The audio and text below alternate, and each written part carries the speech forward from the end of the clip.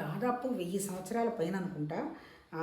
హరిహర రాయలు, బుక్కరాయలు విజయనగర సామ్రాజ్యాన్ని పరిపాలించేటప్పుడు ఆయన దగ్గర మన విద్యారణ్య స్వామి వారు వాళ్ళ బ్రదర్ సాయన్నో ఎవరో ఉంటారు, వాళ్ళిద్దరూ మంత్రులుగా ఉండేవాళ్ళట. తర్వాత సబ్సిక్వెంట్గా వాళ్ళు సన్యాసాశ్రమం తీసుకొని వాళ్ళు వేదాంత పంచదశి అనేటువంటి ఒక పుస్తకం రాయడం జరిగింది. It's wonderful text. అంటే ఏంటి, ప్రకరణ గ్రంథం అంటారు దాన్ని. ప్రకరణ గ్రంథం అంటే ఏంటి, అన్నీ క్రోడీకరిస్తూ వాళ్ళ భావాలను కూడా యాడ్ చేస్తూ వాళ్ళ అనుభవాలను కూడా కలిపి రాయడం జరుగుతుంది. భాష్యం అంటే ఏంటంటే ఉన్నదానికి డెవలప్ చేసుకుంటూ పోవడం. ఇప్పుడు భగవద్గీత ఉంది, వ్యాస భగవానుడు చెప్పినటువంటి భగవద్గీతకి మన శంకరాచార్య భాష్యం రాశాడు. ఆ తర్వాత చాలామంది సంస్కృతం తెలిసిన మహానుభావులు చాలామంది రాయడం జరిగింది. ఇప్పుడు ఇక్కడ చెప్పదలుచుకున్నది ఏంటి, ఇప్పుడు అందులో ఆయన ఏం చెప్తాడు, ఇదంతా సృష్టి అంతా కూడా ఒక మహారచయిత యొక్క రచన అంటాడు.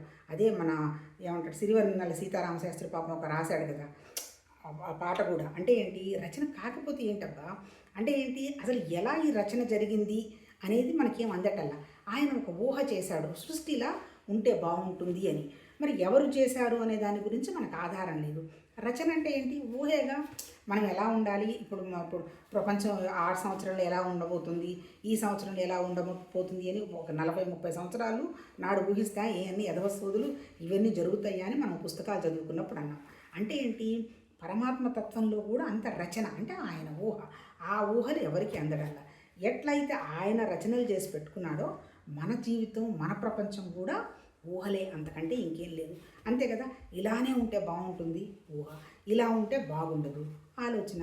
మరి వీటన్నిటికీ కారణం ఏంది అనేటువంటి విషయాన్ని మన భగవద్గీత వండర్ఫుల్గా చెప్పడం జరిగింది. భగవద్గీత అంటే ఉపనిషత్తుల సారం, బ్రహ్మసూత్రాలు భగవద్గీత.